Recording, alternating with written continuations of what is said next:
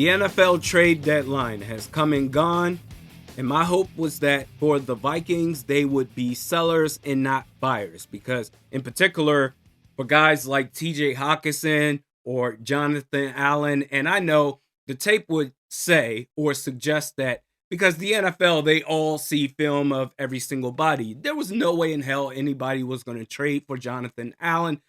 If possible, maybe at best a 6th or 7th round pick. And I would have taken that. Jonathan Allen, but also TJ Hawkinson, because you're going to get off that contract one way or another. You better start off now to get ahead of it. That way you can spread the dead cap hits over a longer period of time, an extended period of time, opposed to, all right, when you just wait until the offseason and when it's time to cut players, you go ahead and start with him. I was hoping they would be sellers. They didn't sell at all. They weren't buyers. They stood pat. Okay, fine.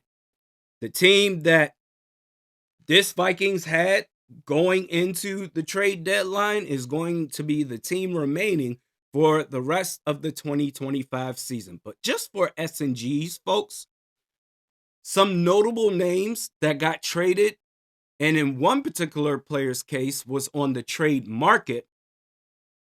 We're going to start with Jets defensive tackle Quinnen Williams. We talked about him, I want to say, a season or two ago. I think it was 2 seasons ago, before, maybe it was during that time when they ended up getting the edge rushers, AVG, Jonathan Grenard, and Blake Cashman.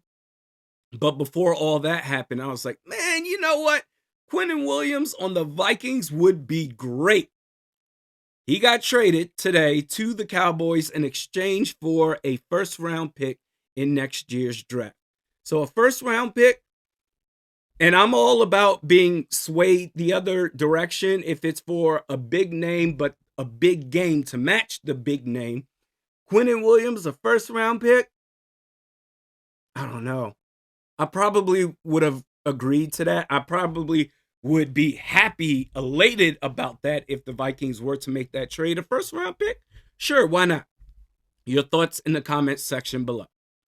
But he's going to Dallas. The next name, and these are all players. We're going to talk about 2 more players, but all 3 of these players, formerly of the New York Jets.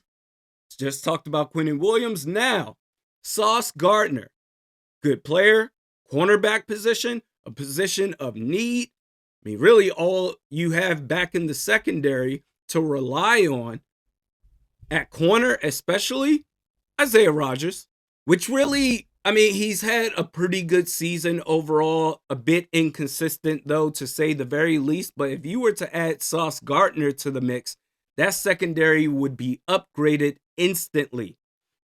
He got traded to the Indianapolis Colts, Sauce Gardner, for 2 first-round picks. To that, I say no thanks. I'm glad the Vikings weren't even in on that at all. But it's really interesting, not surprising, but interesting just how the Jets were on a fire sale, quite frankly, because they're a bum-ass team. They're not good. So it's like, all right, let's get some draft pick assets for our star players. We might as well do that. We don't even have a quarterback. It's going to be a long time. I mean, it has been a long time. Not since, I mean, the only stint I can remember of the Jets being successful for at least a sustained period of time was when the Jets were coached by Rex Ryan. But it's going to be a long time before they can get back to that level of success where they can get into the playoffs, make a couple of playoff runs, get to an AFC championship game. So it's really interesting that they went all out with their 2 star players, maybe their best players on that team. And then this guy did not get traded, but he was on the trading block. And I was thinking maybe there's a chance that the Vikings, before that 4 p.m. Eastern Standard Time deadline, maybe there's a chance that the Vikings go after this guy. And that's Breece Hall, running back of course, the New York Jets. And word on the street is that the Jets are making Breece Hall available for a third-round pick. And I thought to myself, oh, hell yeah, that would be nice to have a double insurance policy to Aaron Jones, who has a knack of getting hurt and dealing with injury problems. He got hurt at some point in the last game against the Lions, but to have that level of insurance at the running back position where Breece Hall automatically becomes your RB1, and then Aaron Jones, Jordan Mason could be your goal line running back, or the switch up running back. Aaron Jones would be the third down running back for passing downs, what have you. I was thinking for a third round pick, Breece Hall, okay, I wouldn't be upset if they were to make that happen. They didn't make it happen. And upon further reflection, I thought to myself, what does it even matter if the Vikings had traded for Breece Hall? Because as we have done for several games on end, after the watch party and doing the post-game vids, where we point out the play calling, the situational play calling, especially in the red zone, and especially at the goal line, in goal possessions, in the case of, talked about this the other day against the Lions, first and goal at the 1, second and goal at the 2, you going pass, defense. It didn't matter if we had prime Adrian Peterson back there.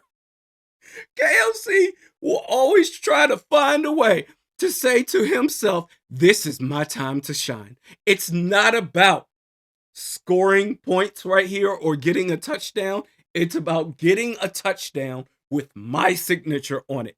A Mary Poppins, spoonful of sugar, lets the medicine go down, googly moogly type of pass play to score a touchdown instead of, just punch it in, man. Even at that position, where the defense knows that you're running the ball, 9 times out of 10, one of those downs, you're going to punch it in for 6. You're just going to do that. So I just said, you know what? Even if they got Breece Hall, who cares? It wouldn't have mattered anyway. This video is brought to you by Sleeper. Check out Sleeper and their daily fantasy sports play. New customers sign up, get a free $20 entry with no deposit required. Whenever you do make a deposit, though, you can get a 100% match up to $100 using the promo code RANDY. Terms and conditions do apply. Thanks to the folks at Sleeper. Check out Sleeper today. So, just to recap, as far as the trade deadline, the Vikings standing pat, I'm good with it. I wish they were able to get off of that TJ Hockenson contract, especially, but whatever. By the way, folks, I came up with this idea on Purple Parlor last night because I've been talking about the scouting department and I'm so sick of them and they should be gone. Every single one of them. That includes Ryan Grigson in the front office. But now, it's not a matter of, all right, the scouting department needs to be gone, because I don't remember if it was SK or Rap that brought this up. I want to say it was SK who brought this up, saying, okay, you want the scouting department gone. How do we know if that's actually going to happen? Because we don't really see that much reporting of people within the front office outside of the GM, or maybe in the case of Ryan Grigson, what is he? He is the assistant general manager. Outside of the top name or top 2 names, you're not going to see much reporting on the other names within that front office, especially with the scouting department. And I said, you know what? I have an idea.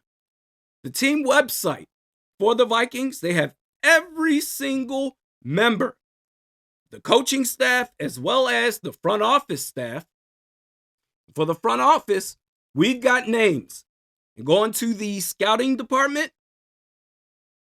boy, we got Blaine Kramer, who's a college scout, Matt Kelly, Steve Sabo, and Jack Murphy, also college scouts. We have pro scouts. Although, you know what? After thinking on it a little bit more, after last year's offseason, getting the 2 edge rushers, getting Blake Cashman. I'm sure I might be missing one more other person on top of that. But after that offseason you had in 2024, I'm willing to be like, okay, all right, maybe. And they brought in Eric Wilson this season, midway through the season. They brought in Eric Wilson to where I'm like, all right, maybe the pro scouts, maybe give them another year. But these college scouts all need to be gone. And we have names. So what? Jack Murphy is the next guy after Steve Sabo. And then after that, you have Michelle Mankoff. Okay? What I'm doing is I'm taking a screenshot of these names, particularly with college scouting. We're going to see if any of those names have changed in the offseason, or if not, then leading up into the 2026 season, just to see. Because the names are there. Ready or not, here I come. You can't hide. I'm gonna find you and get on your ass. Thanks to the folks at Sleeper. We will see you next time.